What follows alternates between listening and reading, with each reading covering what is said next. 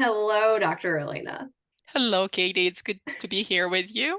Oh, it's always so good to be with you too. I'm always, you blow my mind with every time we talk. And I think we should give our listeners a little bit of background about why you and I are doing this together. So could you introduce yourself and let people know why they can trust you as the expert about. Sure. Thank you so much. My name is Dr. Elena Alawa. I'm an osteopathic physician. I'm also a functional medicine and hormone certified specialist. I have started my own company, medical practice. It's virtual. It's called True Health Solutions Clinic. And I was pushed to take this turn in life and in my career, secondary to my personal experience with perimenopause. After my third postpartum period, I was thrown into a period of time with a lot of mood changes, a lot of irritability, and of particular concern were my freezing frontal headaches with transient loss of vision. I simply could not see in front of me. It was just a white veil and a freezing headache on my frontal lobe. If I could just put my head on the fireplace without risking to be burned, I would have stayed there for hours. So I reached out to neurology. I had consultations, I had MRIs, I had blood work, and everything was normal. And I was supposed to settle for the idea that it's a natural process in my life and these symptoms are going to continue to recur and therefore just get used to it. So that's what pushed me into specializing and finding out on my own what it is to achieve hormone balance. And therefore, I have moved my niche in my medical career towards optimizing hormone balance for both women and men. So I'm here to help others if they need help. And I partnered with you because you're also bringing to the forefront the idea that periods are a normal physiological process that we should not be ashamed of. We should actually debunk all the myths that surround the menstrual period and the taboos and bring awareness to women that what is common, normal, and optimal are really not synonymous. So please let our audience know what is it that you have done and the huge shift in your career as well and what has fueled that. Sure. I was standing by my toaster one day, buttering my toast at the same time having a terrible period. And it just hit me all of a sudden that it is insane that women all day, every day, all over the world are just actively bleeding out of their bodies.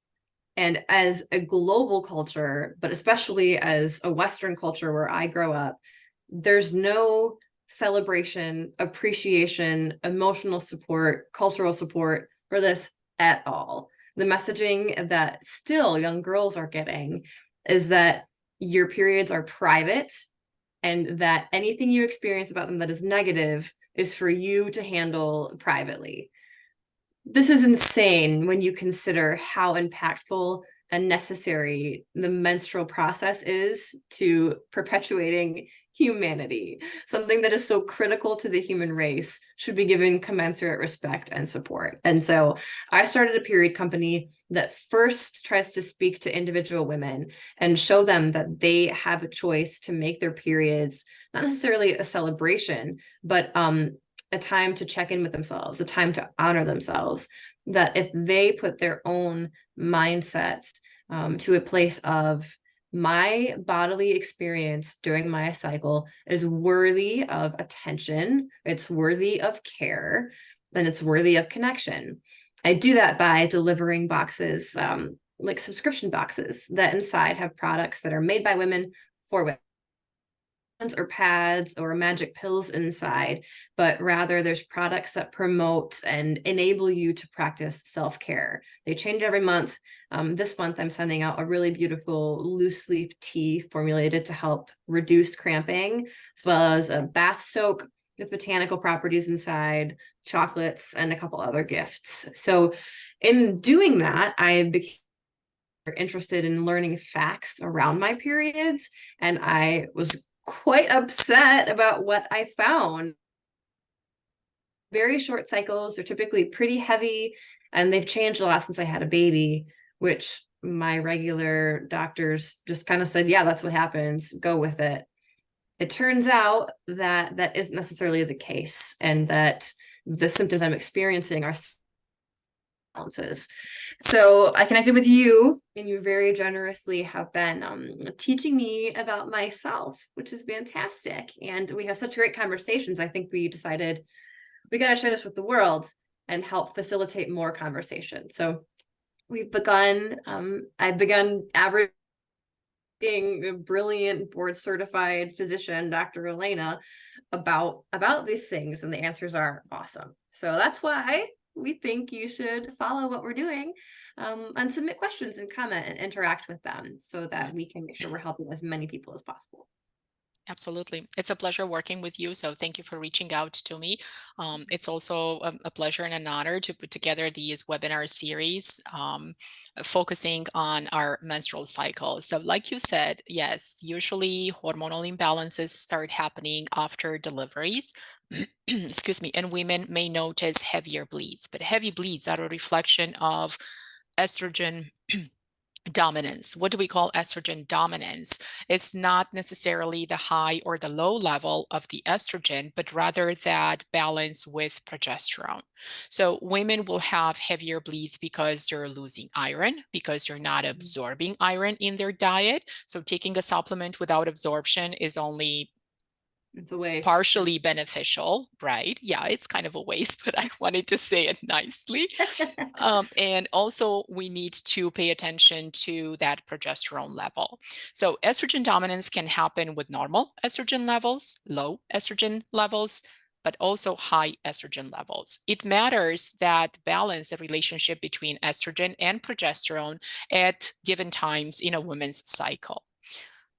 A shorter cycle is triggering the suggestion, the suspicion for an impaired luteal phase, which means that on that month's cycle, the woman had an anovulatory cycle, did not ovulate.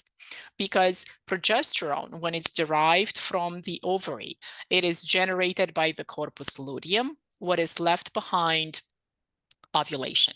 If a woman does not ovulate, that corpus luteum does not start to grow and therefore cannot produce progesterone. Progesterone helps to stabilize that uterine lining. So when your estrogen is unopposed and you're not mounting good production of progesterone, then the uterine lining has to shed. The body interprets that there's no progesterone, no fecundation occurred during that cycle. Let's shed the uterine lining so the woman starts having a period much sooner than what was supposed to be every 28 to 30 days. So a woman can start having heavier bleeds as well as shorter recurrent cycles. Sometimes a woman may bleed for 2 weeks straight, heavy bleeds, clotty, that loses iron further and compounds the situation. The woman will feel fatigued. She may or may not necessarily have associated anemia, but she will have shortness of breath, decreased stamina, energy to do everything. And it's really draining to be constantly bleeding for 2 weeks straight. So I have had shortness of breath. I'm sorry, you cut off for a second. You had shortness of breath? The last 2 or 3 days.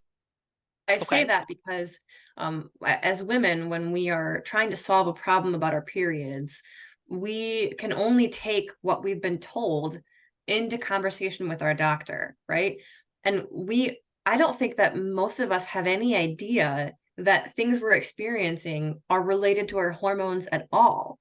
I never would have considered shortness of breath to hormone, anything at all. So I just wanted to put that plug out there that there's a lot of value in taking a really broad lens at your overall health and not necessarily what you're experiencing into a particular specialist's bucket of this is a neurological thing, this is whatever, a stamina thing, but rather recognize that a whole lot more. Anyway, you didn't need me to say that, but all our yeah. systems are working together. There's not one system that does not communicate with the other.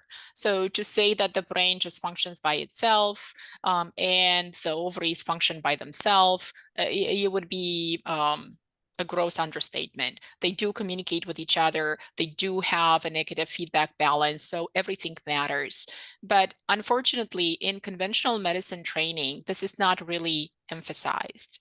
So when you go to your primary care or your gynecologist, they're not even trained in checking hormones. So there's not a huge emphasis on figuring out where the hormone levels are. They simply don't know how to interpret that because of lack of training. So I'm It's being the crazy. devil's advocate here. I'm not trying to put anybody down, but Mm. it takes a more complex understanding of hormones in order to understand the physiological processes and find out the root causes that explain, what women may experience monthly. Thank goodness that you've come into my life. I'm very grateful Thank you. and I know that the Katie 10 years from now will be even more grateful that Thank I've you. become I this sure hope so. Well, let's stop there, and then we can move on in our next segment to some more specific questions. Look forward to the next one. Awesome. Thanks.